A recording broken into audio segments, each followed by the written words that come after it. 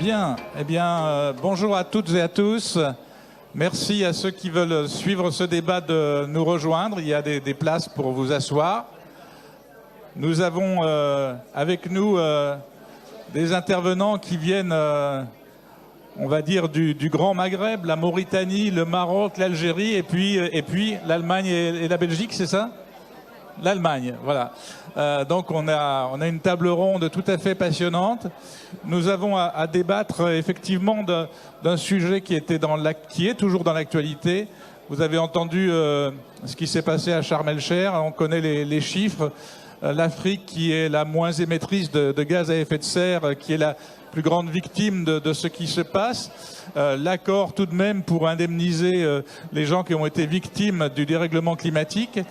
Et puis la situation particulière de la Méditerranée, puisque la Méditerranée nous concerne pour beaucoup d'entre nous, qui est la zone, certainement une des zones de la planète. On va pas faire de palmarès parce que tous les pays ont été touchés, le Pakistan, l'Australie, tous les pays sont concernés, mais la Méditerranée concentre beaucoup des destructions et ça fait quand même des dizaines d'années qu'on le dit. C'est-à-dire que c'est pas depuis Sharm el-Sheikh qu'on sait que la Méditerranée est une zone qui concentre des grandes difficultés, que ce soit en matière de pollution, de sécheresse, d'usages humains qui détruisent les écosystèmes. Nous avons donc la chance d'avoir 4 entreprises et puis une association. J'ai presque envie de commencer par l'association, si vous voulez bien. Donc c'est Clara Guitroy qui est secrétaire générale de l'Euro-Méditerranean Arab Association. Vous nous dites ce qu'est cette structure et ce qu'elle fait, s'il vous plaît. Merci beaucoup. Donc oui, l'association... Mettez le micro près de votre bouche, seulement menton. L'association EMA, c'est donc une organisation basée en Allemagne, à Berlin, qui promeut la coopération méditerranéenne en Allemagne. Et je dois dire que je suis ravie aujourd'hui d'être ici à Marseille et de voir qu'ici, l'esprit méditerranéen et africain, il est très présent. Et c'est justement ce rôle-là que je joue en Allemagne, de convaincre notre gouvernement, nos parlementaires, les entreprises, les start-up à s'intéresser au continent africain. Et c'est aussi en tant qu'Européenne que je suis là aujourd'hui, parce que je pense qu'il y a encore plus à faire au niveau régional européen de bonnes choses. La biodiversité, on l'a bien vu à Sharm el-Sheikh, elle est très importante. On ne le sait pas seulement depuis ce temps-là, c'est bien plus longtemps. Mais on doit dire que ces temps-là, les temps de guerre et de récession dans le monde, il nécessite des réponses et des réflexions de ne pas, dans la course derrière le charbon et le gaz et les énergies, de s'occuper aussi de la biodiversité et des technologies de l'avenir, à mon avis, et ne pas seulement les ressources traditionnelles. Ça, c'est pour commencer peut-être. Merci, c'est très important que vous soyez là parce qu'effectivement, la coopération euro-méditerranéenne comprend l'Europe. Les Allemands aiment bien notre région, hein, en général, ils aiment bien venir en Méditerranée, mais il faut aussi qu'ils y viennent pour investir, pour participer au développement et pour participer à des actions comme vous le faites, c'est tout à fait important et significatif. Nous avons donc 4 startups, je leur ai demandé juste d'abord, pour se présenter, de faire un petit pitch pour nous dire qui ils sont. Et ce qu'ils font, puis après on essaiera de répondre à cette question, comment ils contribuent à une Méditerranée plus inclusive, plus économe de l'énergie, qui essaie de restituer des équilibres qui nous portent vers l'avenir et qui fait qu'on laisse des pays dans un meilleur état que ce qu'ils sont aujourd'hui. Alors on commence par notre premier intervenant, c'est Yaya Yougahi, c'est ça? Voilà, qui vient du Maroc. J'ai bien prononcé, non? C'est pas ça? Oui, c'est ça, c'est Lougari. Alors, vous avez une entreprise qui intervient dans le domaine agricole plutôt? C'est l'agritech, c'est entre tout ce qui est agricole et technologie. Oui, donc on est Viable Waste Corp, une start-up d'analyse agricole qui développe des solutions logicielles intégrées à des IoT, des capteurs sans fil qui sont développés en interne, des drones, etc., afin d'augmenter la production agricole et minimiser le coût de production. Notre mission, vraiment, c'est démocratiser l'accès aux technologies dans le secteur agricole, qui est monopolisé par les grandes structures, parce que en Afrique, par exemple, 80% des agriculteurs sont soit petits, soit de moyenne taille, donc ils n'ont pas de technologie qui est accessible. Nous, on rend accessible pour eux, avec un prix qui est moins cher, mais avec des features qui sont plus importantes, et pour les aider de plus, pour produire plus, avec moins de ressources. Voilà. Très bien, merci. Passez à votre collègue Aïda Kandil, qui vient elle aussi du Maroc. Oui, bonjour.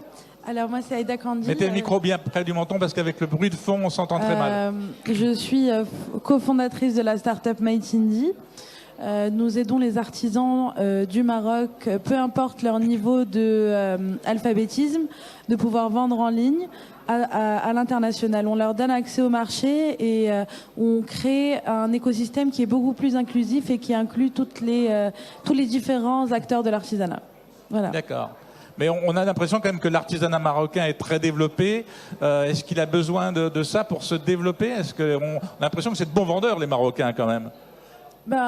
En fait, vous voyez souvent les revendeurs, mais vous voyez rarement les artisans qui vendent directement. Donc nous, en fait, on enlève tous les intermédiaires pour permettre au secteur de l'artisanat de pouvoir persister, perdurer dans le temps, parce qu'aujourd'hui, la chaîne de valeur n'est pas saine et équitable pour l'artisan. D'accord, très bien. On va revenir sur le... Alors allez-y, Nadir Kassoul, qui vient d'Algérie. Alors, s'occupe des parkings, lui, de l'automobile en Algérie. C'est un vrai sujet. Hein. Quand on a circulé un peu à Alger, à Oran, on voit que l'automobile, c'est un sujet grave, quoi. Exactement, comme vous l'avez dit, c'est vraiment un grand problème. Le micro près du menton, s'il vous plaît. Là, vous m'entendez? Ouais, exactement comme vous avez dit, en Algérie, c'est un très très grand problème, la mobilité et le stationnement. Alors c'est pour ça qu'on a pensé à une solution. Donc on est des gestionnaires de parking et on a une solution de gestion de parking et qui permet aussi de mettre en relation tout propriétaire de parking, qui soit établissement public, par exemple des hôtels, des résidences immobilières, parking privé, ou aussi établissement public, à bénéficier de cette application et les mettre en relation avec les automobilistes, donc les utilisateurs finaux. Et cette solution, elle permet de réduire la circulation jusqu'à 25 à 30%, car une voiture sur 4 en ville, elle est à la recherche de places de stationnement. Et aussi, elle permet de réduire les émissions de CO2. D'accord. Voilà. Belle application, il y a tout un marché. Hein. Si vous pouvez alléger la circulation dans les grandes villes algériennes, ça ferait beaucoup de bien. Cheika Koulibaly, vous venez de Mauritanie et vous vous occupez des plastiques, sujet éminemment sensible. Merci de m'avoir donné la parole. Je suis Cheikna Koulibaly de la Mauritanie. Mettez le micro près du menton. Voilà. Je suis Cheikna Koulibaly de la Mauritanie. Nous sommes dans le domaine de collecte et de recyclage des déchets plastiques. En fait, nous constatons que vraiment le flux de collecte des déchets plastiques est trop faible et que le processus de recyclage des déchets est très complexe. Donc c'est pourquoi nous avons décidé de mettre en place notre projet et répondre à ces besoins. D'accord. Vous en êtes où de votre entreprise? Comment? Vous en êtes où de l'entreprise? Elle en est où? Bon, actuellement, c'est vrai que nous sommes en phase embryonnaire. Nous sommes en phase embryonnaire. Oui. Mais quand même, depuis qu'on est arrivé là, vraiment, on a pour objectif de passer à l'échelle. D'accord. Merci. Alors, on va engager la discussion, peut-être en revenant vers vous, Clara. Vu d'Allemagne, vu de votre association, quelles sont les problématiques que vous voyez qui sont prégnantes en Afrique et sur lesquelles il faut davantage s'attaquer, qui sont les sujets principaux que vous voyez, vus alors d'un pays non méditerranéen, on va dire? Ça, c'est à discuter. Je propose qu'on ne parlera pas de problématiques, mais des opportunités. Et je pense que c'est ça la problématique, qu'on voit plutôt le côté problème et non pas le côté opportunité et collaboration. En Allemagne, nous avons établi des réseaux avec les pays du Nord d'Afrique et Proche-Orient où on peut vraiment co-créer ensemble. Et je pense que justement, les startups jouent un rôle très important. On parle beaucoup de l'Allemagne, le socle de notre économie, ce sont les PME, les entreprises familiales traditionnelles et qui ont besoin d'innover. Et nous ne sommes pas très innovateurs parfois. Et je pense que c'est là où il y a beaucoup d'opportunités.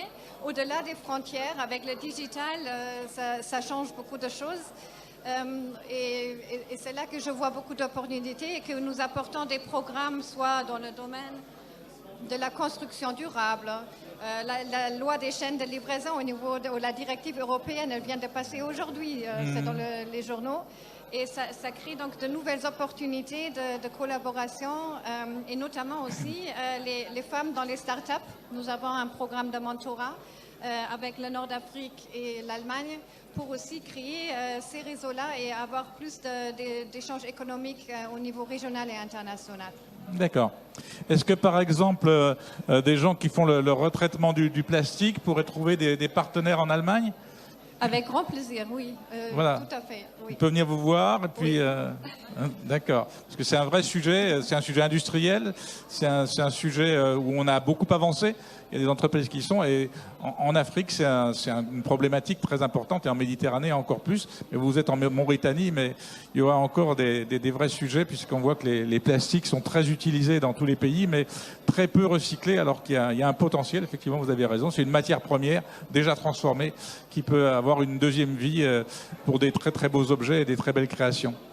Où vous en êtes, vous, dans la transformation de ces plastiques que vous ramassez? Vous en faites quoi? Des pavés, vous m'avez dit? Oui, actuellement nous fabriquons des pavés autobloquants, mais aussi on a pensé à vraiment broyer le plastique pour vendre les granulés. Donc on cible le marché européen. Ah oui. Oui. On a ciblé aussi l'Afrique de l'Ouest et l'Afrique du Nord. D'accord. Ouais. Les granulés vont intervenir dans des entreprises qui, elles, fabriquent des produits finis. Oui. D'accord. C'est ça. Donc on a vraiment besoin de partenariats au niveau de l'Europe. D'accord.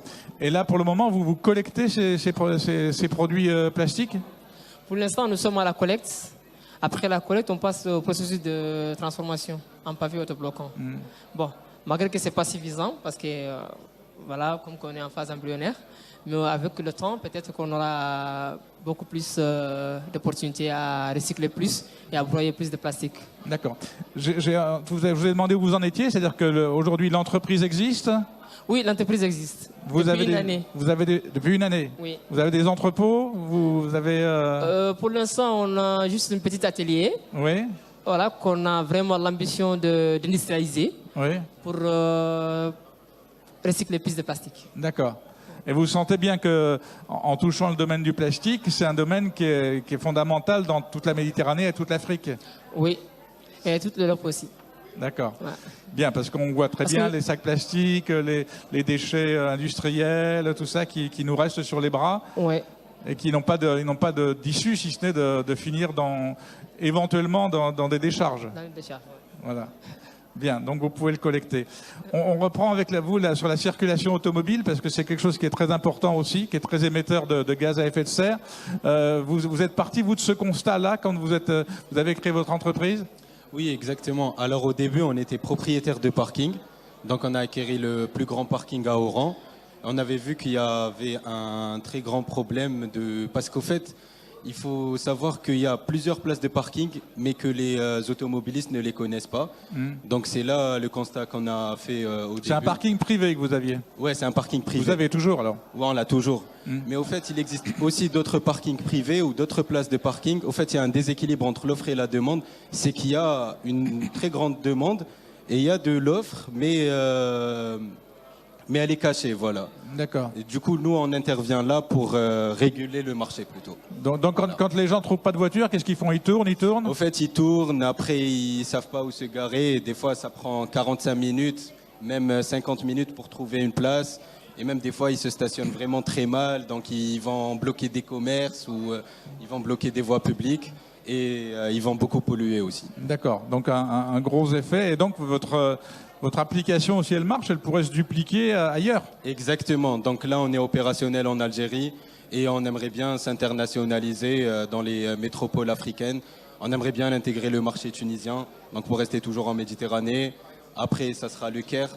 Et une fois qu'on se développera bien en Égypte et en Tunisie, on aimerait bien attaquer d'autres métropoles européennes et africaines.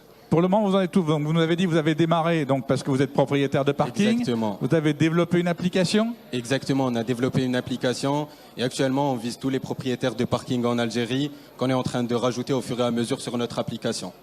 Et ça veut dire que l'automobiliste algérien, il fait quoi? Il charge une application? Au fait, je vous donne un exemple. Donc, vous devez aller au centre-ville, vous pouvez réserver votre place à l'avance. Mais avant, il faut que j'ai chargé une appli. Oui, télécharger l'application. D'accord, je la fais quoi? Sur Sur App Store et Google Play. Et Google Play, les deux. Exactement. D'accord. Donc je charge cette appli, elle est gratuite à ce Elle moment-là? est gratuite à l'utilisation, D'accord. elle sera toujours gratuite. Donc nous, notre business model, on partage, on a une économie de partage avec les propriétaires de parking. Donc à chaque client qu'on lui ramène, on prend une commission. D'accord. Voilà. Du coup, Et c'est il ne pour paye ça. pas le parking sur l'application. Le Non, parking, il le c'est paye. payé sur place. Exactement, sur D'accord. place. C'est juste une aide à la recherche. C'est une aide à la recherche. Au fait, il y a un module de réservation sur l'application. Mais donc le client, il a le choix soit de payer sur l'application directement ou sinon il paye une fois arrivé au parking. D'accord. Voilà. Vous pensez que c'est duplicable dans des endroits où il y a d'autres parkings qui peuvent être que publics ou des parkings très difficiles à trouver, des choses qui sont un peu dans l'informel aussi, le parking, non? Bien sûr. Mais au fait, c'est très facilement duplicable car ces propriétaires de parking, même s'ils sont dans l'informel, ils ont tout intérêt de montrer leur parking parce qu'ils ont un énorme manque à gagner. Et du coup, quand ils font le calcul avec le manque à gagner, donc automatiquement, ils vont sortir de l'informel. D'accord, mais on sait donc l'application est capable de me dire il y avait 50 places, il en reste 2. Exactement, grâce à des Et ça, il algorithmes. faut que le propriétaire le remplisse. Exactement, oui. Ah, il faut qu'il Parce soit qu'on- proactif quand même. Oui, non, au fait, il y a des capteurs dans les parkings. Et Ah au oui. fait, on donne aussi, on offre aux propriétaires de parking une solution de gestion complète, gratuite aussi, pour les aider à. Ah oui, Voilà. c'est plus sophistiqué que je le pensais. Alors, c'est pas que l'application, c'est aussi les capteurs dans les parkings. Exactement, toute une technologie Qui derrière. compte les entrées, les sorties. Oui, voilà. Donc à chaque entrée et sortie, on sait qui est rentré, qui est sorti du parking. D'accord. Voilà. Vous êtes combien dans l'entreprise? Actuellement, on est 6. D'accord. Et, Ingénieur quand même. Il y a des profils différents. Donc il y a des développeurs web, des ingénieurs, D'accord. des commerciaux. Oui, des Donc, commerciaux, voilà. il en faut, mais il faut Bien aussi sûr, des ingénieurs pour que ça marche. Bien sûr, tout D'accord. à fait. Tout Bon, à bah, fait. belle application qui mériterait qu'à se diffuser parce que on sait très bien que quand on cherche une place de parking dans certaines villes méditerranéennes, on peut tourner pendant un certain temps. Exactement. Voilà, c'est vrai. Vous voyez des applications qui pourraient avoir lieu au Maroc, je crois que ça pourrait se faire, n'est-ce pas? Oui, je pense qu'il y a un énorme problème de parking au Maroc aussi. Voilà. Il est allumé. Alors, racontez-nous un petit peu où vous en êtes de votre entreprise. Excusez-moi, je vais vous tourner le dos, mais comme ça, je vous entends mieux. Donc, votre entreprise, vous l'avez créée quand? Juste avant le Covid. Ah oui, bonne idée. Oui, exactement. Donc on l'a créé juste avant le Covid. Et en fait, le Covid, malgré le fait que ça a été un épisode pénible pour le monde entier, pour nous, ça a été une opportunité. Parce que, en fait, les artisans ont réalisé qu'ils avaient besoin d'un autre canal, parce que le canal touristique était fermé. Ouais. Donc, ils ne pouvaient plus vendre, par exemple, dans les souks, parce qu'il n'y avait plus de tourisme vu que les frontières étaient fermées. Et c'est à cette période qu'on a signé un partenariat avec le ministère de l'Artisanat pour pouvoir justement digitaliser le secteur artisanal et permettre à ces artisans de pouvoir générer du revenu malgré que leur boutique était fermée. Donc c'est des artisans qui ne sont pas forcément dans les villes où on achète l'artisanat, Marrakech, Casa, etc. C'est des artisans qui sont dans leur village, c'est ça? Ça dépend, on a vraiment un portfolio très divers. On a des artisans qui sont dans les métropoles, des artisans qui sont dans les villages, des contrées assez reculées, et des artisans qui, par exemple, sont...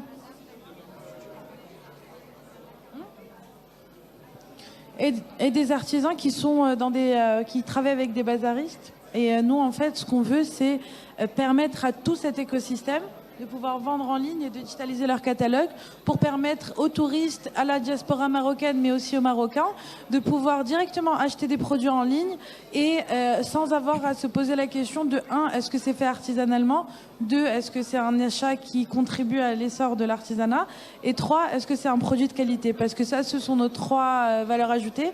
On permet à l'artisan de vendre en ligne, on garantit la qualité du produit et on s'assure que la commande se passe bien.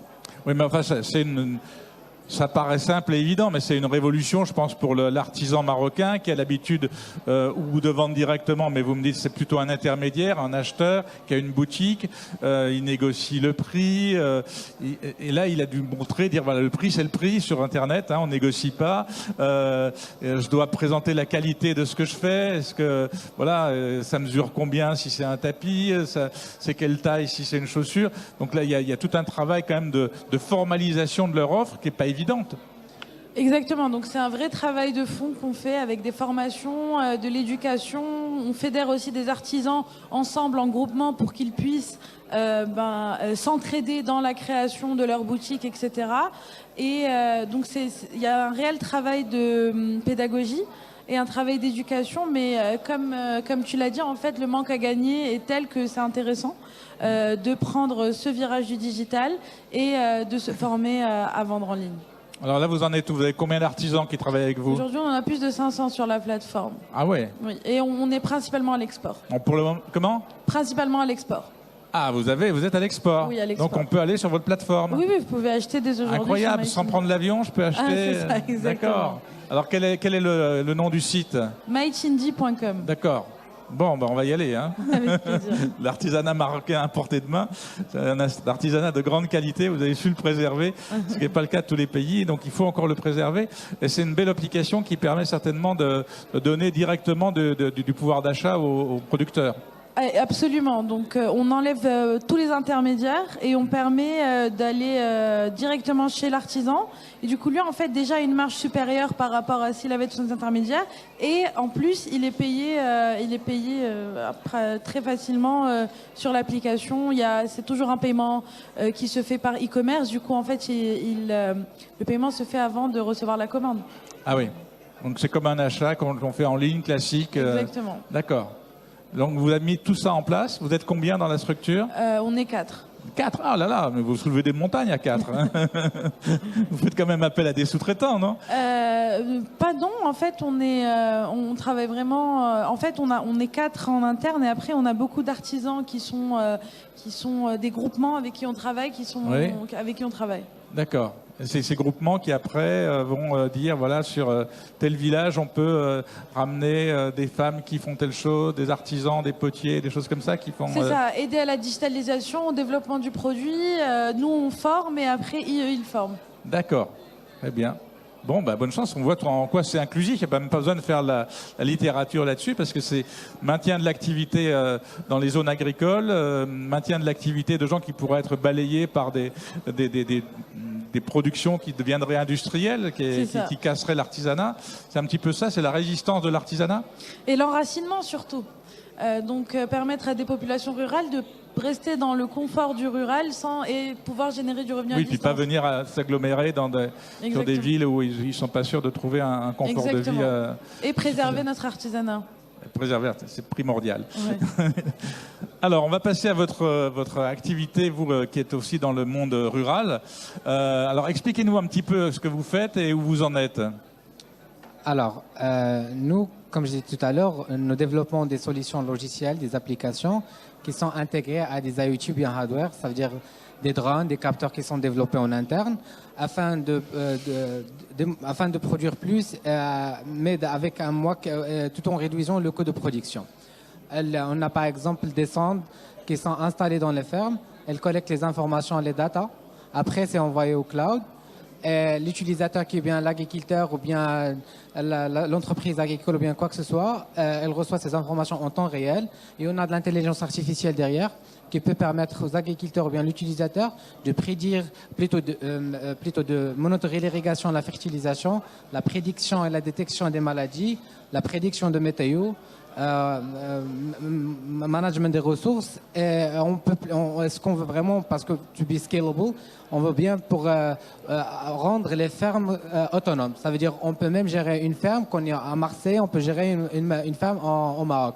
Et c'est là, même plus loin, on voulait vraiment que la ferme se comporte d'une manière autonome. Ça veut dire quand les plantes elles ont besoin de l'eau, c'est automatiquement les valves ils vont s'ouvrir. Comme ça, ils vont pour donner de l'eau pour ou bien irriguer les plantes. Donc voilà, c'est ça. Mais ça demande quand même de la part de l'agriculteur déjà une certaine culture et une exploitation qui est déjà importante, non? Pardon? Il faut que l'exploitation agricole soit déjà importante pour faire appel à vos services. En fait, non, nous, on est pour les petits, les moyens, les petits, voire les moyens agriculteurs, parce que, comme j'ai dit tout à l'heure aux gens, c'est en fait la technologie, elle n'est pas accessible dans le domaine agricole parce qu'il est monopolisé par les grandes structures. Elle est chère, elle n'est pas accessible. Nous, on veut démocratiser l'accès à la technologie dans ce secteur, parce que d'un côté, il y a le changement climatique, il y a une réalité. Donc, donc les populations rurales sont les plus durement touchées par ça, surtout les producteurs des aliments. Et ça, parce qu'ils doivent, c'est très difficile doivent avoir une capacité pour produire plus et tout. Et ça, selon la ça, c'est un peu difficile pour nourrir une population croissante qui va atteindre les 10 milliards de personnes à l'horizon de 2050. Et cela se représente selon la FAO une augmentation des besoins alimentaires de 70%, même sans parler des challenges qu'on a le stress hydrique, on a le locaux de fertilisation qui a augmenté 3 à 4 fois. Et d'ailleurs, pour la technologie, il est simple à utiliser pour n'importe quel agriculteur parce que on a bossé avec l'approche de Human-Centered Design. Ça veut dire on développe ça tout en parallèle avec les agriculteurs. Ça veut dire on prend leur feedback à la fois, à chaque fois sur chaque étape pour que ça va être facile pour tout type d'agriculteur, taille et moyen et culture. Vous avez affaire à des coopératives ou à des syndicats agricoles ou vous adressez directement à l'agriculteur? Enfin, en fait, on a des partenaires. On a on a des associations partenaires. On a les INRA, on a les institutions, parce qu'on sait bien qu'on peut pas faire les changements nous tous. Donc, on va avoir des partenaires et tout. Donc, que ce soit à travers nos commerciaux ou bien nos partenaires. D'accord. Vous en êtes où de l'entreprise? Vous êtes combien? On est un peu 11. On est des ingénieurs. En fait, le code des métiers est là. Il y a des doctorants. Il y a des docteurs, des doctorants, des ingénieurs, et j'en passe. Donc, tout est là. Tout ce qui est intelligence artificielle est là. Tout ce qui est business est là. Tout ce qui est cœur de métier est là. Tout ce qui est le plus important, c'est qu'on a déjà tous une expérience technique. Entrepreneurial à la fois, d'un minimum de chacun de nous à 9 ans d'expérience, donc c'est énorme. Donc voilà. Alors il y a l'aspect technique, je vois bien, mais le monde agricole, vous connaissez parce que c'est particulier quand même. Ouais, c'est très important. On a pris du temps pour comprendre la psychologie des agriculteurs. C'est quand même, et pour nous, l'agriculteur, c'est convaincre un agriculteur, c'est comment convaincre un investisseur, parce que lui, il va investir dans sa terre. Donc il attend des retours, il attend que ça va être bien. Donc pour le convaincre, c'est un peu difficile. On a développé des canaux de distribution qui sont innovants pour nous, pour encourager et motiver de plus les agriculteurs, parce que la technologie, c'est la seule pour servir dans ces conditions-là. Donc voilà, c'est ça.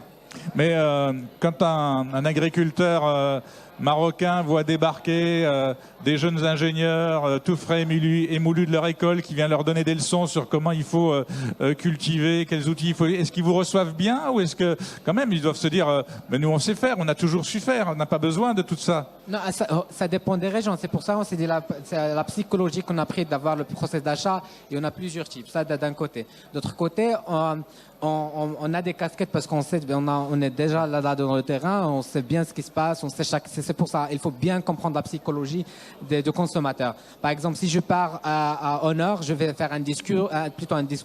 Là, si je suis à Saïs ou bien à Al-Gharb ou bien je parle des régions qui sont au Maroc par l'agriculture, là, ça dépend de l'agriculture, comment pénétrer ce marché. Et on a pas mal de canaux, ça dépend. C'est comme ça, j'ai dit, il faut bien comprendre la psychologie d'un consommateur et faire des market analysis pour bien comprendre et comment on peut faire vraiment pénétrer ce marché. Et je parle pas c'est juste en agriculture, mais c'est n'importe quel domaine, que ce soit l'artisanat ou bien l'automobile ou bien quoi que ce soit, comprendre la psychologie du consommateur et comment vraiment avoir avec eux et de discuter et tout. Là, c'est un process qui est pas facile. Même les grandes structures elles trouvent des problèmes sur ça, mais il faut se développer, voir comment vraiment on peut pénétrer ou bien être en proche avec les agriculteurs. Et d'ailleurs, on a même pas mal des gens dans d'autres pays qui nous disent qu'on veut vraiment votre technologie parce qu'elle est scalable, elle n'est pas lourde, on peut vraiment l'exporter tout facilement elle peut être installée sans un tiers. Donc voilà. Sur quel type de culture c'est particulièrement efficace votre intervention? On est sur plusieurs cultures maintenant. Parce que c'est étrange, je sais, mais on est sur plusieurs cultures des fruits, de légumes, de maraîchage. D'accord. Ouais. D'accord, on a vu ce paysage tout à fait exceptionnel de vos contributions particulières. Maintenant, qu'est-ce que vous attendez quand vous venez avec Emerging Valley ici? Qu'est-ce des échanges que vous allez avoir? Est-ce que vous attendez particulièrement de vous développer, de rencontrer des pairs, de voir ce qui se passe ailleurs? Qu'est-ce qui vous motive pour venir ici à Marseille? Allez-y, qui veut prendre la parole? Je pense que la notion d'impact est bien près du... Je pense que la notion d'impact est très importante et c'est très enrichissant pour moi, en tout cas, de rencontrer d'autres startups à impact. Parce que une startup à impact versus une startup qui n'a aucun impact, c'est des problématiques qui sont complètement différentes quand on rentre dans le cœur du business. Ensuite, quand on parle d'impact, on parle de populations souvent qui sont soit marginalisées.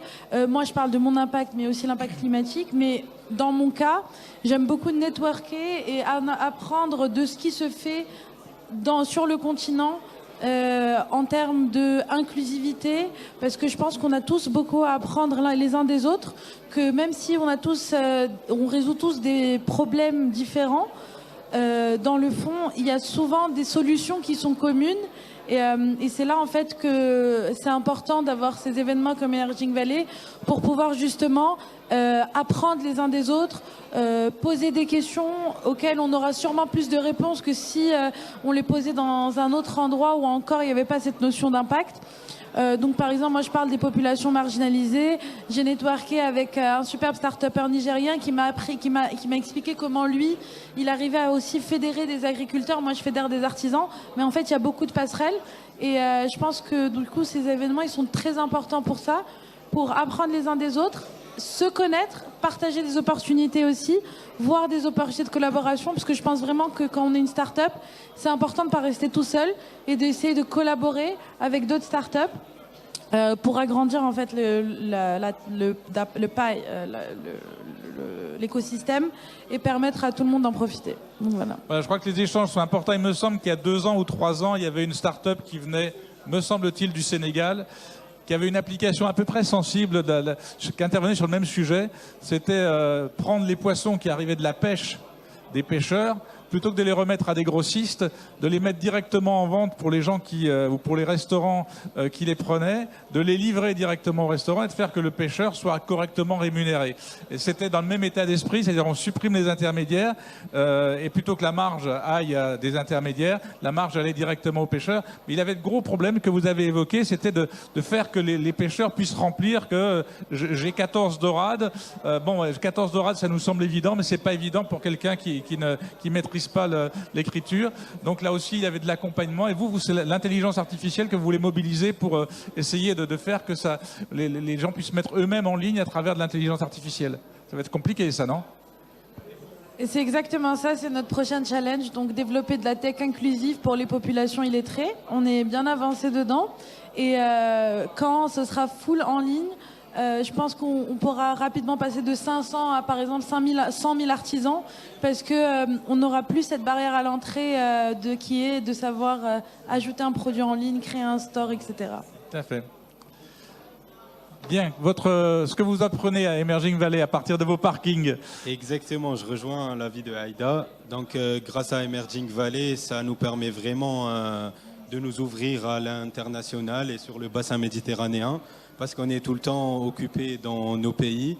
Et ça, c'est une très très belle opportunité pour qu'on puisse échanger avec d'autres confrères qui font peut-être pas exactement la même chose que nous, mais qui ont peut-être un impact beaucoup plus important ou le même impact qu'on est en train d'apporter dans notre région ou dans notre pays. Et aussi, c'est un moyen de voir ce qui se fait ailleurs pour pouvoir s'améliorer, pouvoir tous collaborer ensemble pour avoir un meilleur impact dans l'avenir. Voilà. Vous pensez qu'à partir de... Vous êtes pour le moment basé où? À Alger, à Oran? On est basé à Alger et Oran, mais le siège est à Oran beaucoup plus. Oui. Oui. Et vous pensez que vous pouvez déjà vous développer sur le marché algérien? Vous avez les moyens de le faire? Oui, actuellement, on se développe très bien sur le marché algérien. Et là, on est en train de voir comment pouvoir faire pour se développer à l'international. Ouais. L'international, ça va être quoi? Ça va être les pays du Maghreb dans un premier temps. Tunisie, Maroc. Ouais. Ensuite, l'Égypte, très grande métropole avec l'Égypte, il y a de quoi faire. C'est ça. Si on pouvait circuler au Caire grâce à vous, ça serait extraordinaire. À 3 heures du matin, il y a toujours des embouteillages, 20 millions d'habitants. Ouais. Et une fois qu'on se développe sur nos pays voisins, on va toujours améliorer notre user experience, améliorer notre impact et voilà. Très, très bien. Vous, sur le domaine des plastiques, c'est un monde que vous avez devant vous. Hein? Oui, moi j'ai du mal à vous entendre parce que là, il y a... Pouvez vous rapprocher?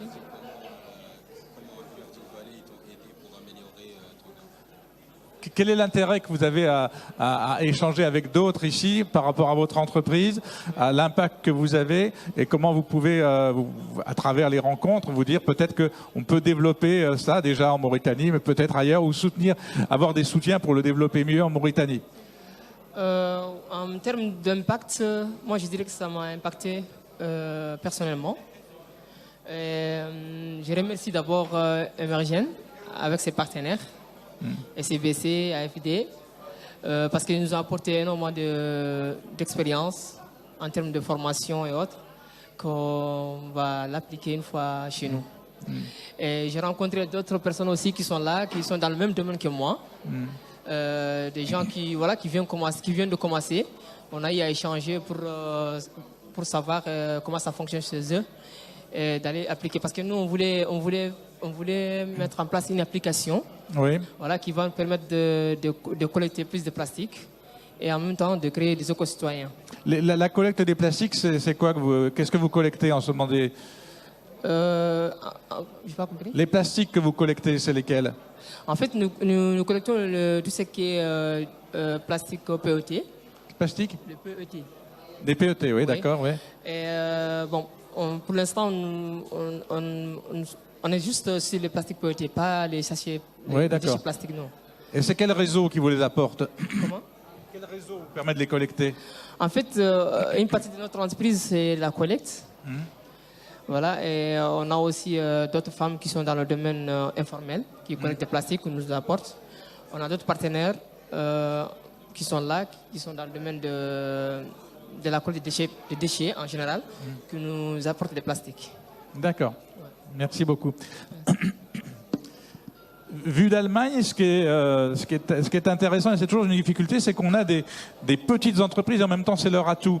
C'est-à-dire qu'ils ne prennent pas le problème en disant je vais changer la planète en collectant du plastique, mais je suis en Mauritanie, je vais faire ça. J'ai du parking à Oran, je vais faire ça. On a des gens extrêmement efficaces, mais en même temps qui sont dans une taille micro, et qui échappent un petit peu au radar des grands organismes internationaux. Est-ce qu'une association comme la vôtre, est-ce que le discours qu'on peut tenir vis-à-vis de partenaires allemands éventuels, c'est quelque chose qui est audible? On peut se dire, tiens, on pourrait peut-être aller aider nos amis en Mauritanie parce que nous, on a des filières de recyclage, parce qu'on connaît bien les plastiques, parce qu'on en produit beaucoup. Est-ce qu'il y a quelque chose de possible, de faisable comme ça? Oui, bien sûr. À mon avis, ma raison d'être pour venir aujourd'hui, c'est surtout d'apprendre, donc de faire connaissance à des personnalités comme ici, pour connaître quelles sont les solutions pour l'avenir et aussi pour mettre ensemble les réseaux respectifs. Donc, ce que je fais d'une manière plus ou moins régulière, c'est que j'amène des délégations d'affaires dans différents pays.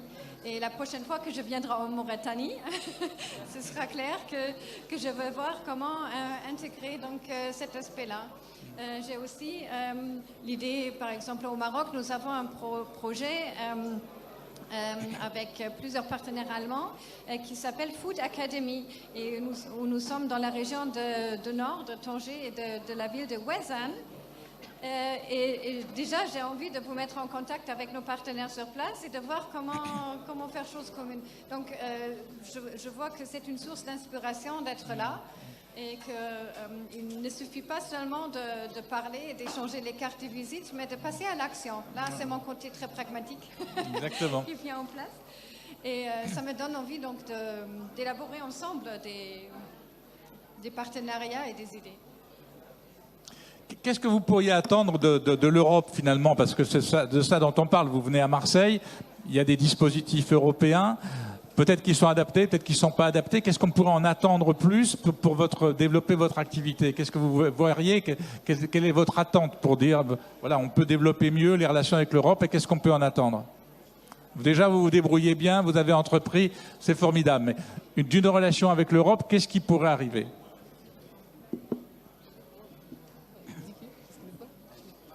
Parlez dans le micro. Ah oui. En fait, ce qu'on attend de l'Europe pour développer nos projets, ce qu'on attend, c'est en termes de partenariat. C'est ça la question? Oui. En fait, ce qu'on attend, c'est en termes de partenariat et de soutien. Voilà. D'accord. Nadir? Alors, ce qu'on attend beaucoup plus, on attend beaucoup plus de visibilité, beaucoup plus de conseils, parce que ce qui a été fait ici, peut-être si on l'applique directement avec un avis européen, si on l'applique directement dans nos pays, ça ne va pas marcher. Mais si on vient de nos pays, en plus de ça, on prend les conseils européens et on va les remettre à notre façon, c'est là où ça va beaucoup mieux marcher. Et voilà. Moi, l'application que vous avez, je ne l'ai pas pour Marseille. Hein. Oui, Donc vous pouvez venir la mettre, je suis preneur, hein, Voilà. parce que des fois je tourne parce que les parkings sont pleins. Hein, donc on aimerait venir avec il y a grand peut-être un plaisir. marché bien ailleurs qu'en Algérie. Exactement, Voilà. exactement. C'est ça, c'est beaucoup plus cette visibilité et un accompagnement pour pouvoir pénétrer d'autres marchés et d'améliorer notre solution. D'accord. Vous donnez un débouché plus vaste au... Il n'y a pas de problème de douane, ce que vous avez à résoudre sur les envois que vous faites? De plus en plus, on devient des logisticiens, en fait, de par notre métier, et on est amené à devenir des experts en logistique pour justement faciliter l'export des produits. Et nous, ce que je peux dire qu'on attendrait de l'Europe, c'est des contacts, peut-être des... Je suis sûre qu'il y a plein d'acheteurs ici qui voudraient acheter de l'artisanat, que ce soit en B2B ou en B2C, et qui gagneraient à travailler avec nous parce qu'il y a un aspect social qu'ils peuvent réellement mettre en avant. Et donc il y a beaucoup d'opportunités en Europe pour nous de travailler avec des organismes, que ce soit des NGO, apprendre d'eux, mais aussi des acheteurs et des clients pour développer l'activité. Il n'y a pas des soucis sur le... Vous avez parlé, je crois, de cosmétiques peut-être, non?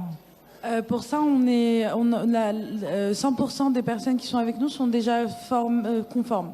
D'accord. Donc il y a un travail de conformité qui est fait. Parce que avec la directive REACH, l'Europe a mis des barrières très hautes par rapport à l'entrée des produits type cosmétique, donc qui est souvent un souci pour les artisans marocains. Ben justement, on identifie les acteurs qui sont éligibles à l'export pour travailler avec eux. D'accord. Et vous pensez qu'il y a d'autres marchés, peut-être des acheteurs européens qui pourraient éventuellement faire appel à vous? Ah, clairement, il y en a. Je le sais qu'il y en a. Il y en a beaucoup. Il y a des... pour en citer, il y a des acheteurs comme les Galeries Lafayette qui pourraient venir pour supporter l'artisanat local en achetant directement, en faisant des commandes.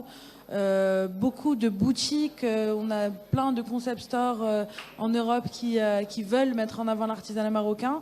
Et nous, ce qu'on leur dit, c'est venez acheter chez nous parce que vous achetez directement chez le producteur. D'accord. Donc vous leur mettez un tampon, comme quoi c'est du pur artisanat?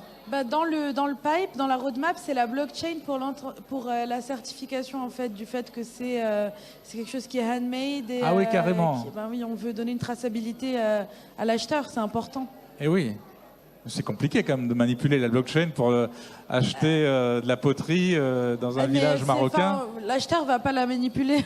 C'est juste pour en fait prouver l'origine du produit et bien prouver que c'est du handmade. Aujourd'hui, on le certifie nous-mêmes, et dans un deuxième temps, ce sera. D'accord, c'est très important. Peut-être la fiabilité, quelque chose de très important. Pour la confiance, la transparence, c'est des valeurs qu'on porte. D'accord. Les problèmes agricoles que vous évoquez sont des problèmes qui sont importants. On le voit depuis très longtemps sur la Méditerranée, sur l'Afrique. Vous pensez que l'arrivée de nouveaux outils comme ceux que vous avez peut contribuer à améliorer la productivité de l'agriculteur et améliorer l'autonomie alimentaire des pays méditerranéens? Oui, bien sûr. C'est que nous sommes déjà dans les derniers tests pour faire sortir un projet, plutôt un produit qu'on essaie d'avoir une propriété intellectuelle, une deuxième propriété intellectuelle. Et ça parce qu'il y en a même des grandes entreprises, que ce soit dans la production agricole au monde, même voir tout ce qui est fertilisation et tout, ils ont déjà ce problème. Donc déjà, ce qu'on donne avec notre... Je ne peux pas parler mais sur ce produit maintenant, mais déjà ce qu'on prépare, ça va aider beaucoup les gens, que ce soit au niveau des entreprises agricoles, des agriculteurs et tout, pour bien produire plus, et ça va vraiment les aider, que ce soit au niveau continent africain ou bien l'Europe. Et déjà, c'est que pour ce qu'on a déjà une partie de production, il est faite en Europe, Donc ça tombe bien si on va une filiale ici, sans parler qu'on a un marché intéressant même avec les solutions qu'on a, que ce soit en Espagne, voire la France, les Pays-Bas et autres. Donc voilà. Ok, merci beaucoup à vous pour votre témoignage, bravo pour votre activité, pour l'impact. Je crois beaucoup à ces impacts réels, pas forcément toujours à des choses gigantesques qu'on nous promet dans des conférences, mais que chacun s'attaque à un problème qu'il a devant lui, essaie de le résoudre, et puis je suis sûr que l'impact va être démultiplié. Et je suis sûr qu'ici, vous allez trouver des contacts, vous en trouverez encore d'autres. Il y a des répondants. Il y a des gens qui ont avancé sur des choses comme sur le traitement des plastiques. Je pense qu'il y a des industriels qui sont en Europe qui peuvent vous aider, qui peuvent être intéressés aussi à avoir une activité comme vous le faites. Et je pense que c'est quelque chose qui est tout à fait un avenir, puisqu'il faut qu'on se débarrasse ici de ces surplus de plastique que l'on jette dans la nature et qui polluent nos mers et nos océans. En tout cas, merci à tous d'avoir participé à cette table ronde, à ce débat. Et puis, continuez bien, enrichissez-vous des liens et des contacts que vous avez grâce à Emerging Valley. C'est un lieu exceptionnel, je crois, assez unique sur la planète. Merci à vous.